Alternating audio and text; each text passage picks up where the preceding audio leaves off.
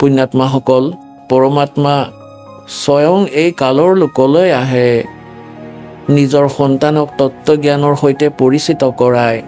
এই দাসৰ অন্তৰতো সেই পূৰ্ণ পৰমাত্মা কবিৰ চাহেবৰ শক্তিয়ে কাম কৰি আছে।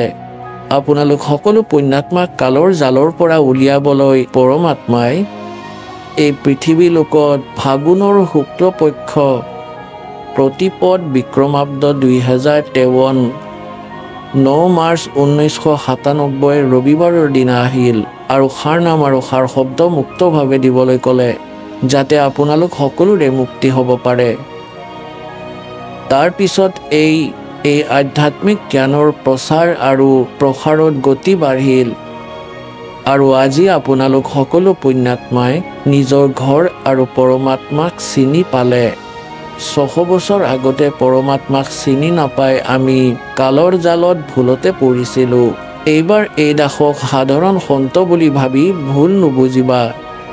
যদি আপুনি এই পৰমাত্মাৰ তত্ত্ব জ্ঞানৰ সৈতে সম্পূৰ্ণৰূপে পৰিচিত হৈছে, তেন্তে দাসৰ এই ইংগিত বুজি নিজকে উদ্ধাৰ কৰাই লোৱা আৰু আন ভনী ভাইসকলকো কবিৰ পৰমাত্মাৰ সঁচা মাৰ্গ বুজাবা।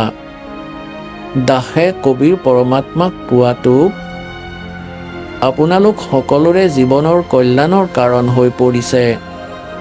এতিয়া আপোনালোকক সেই দিনৰ ঘটনাটোৰ বিষয়ে ক'ম।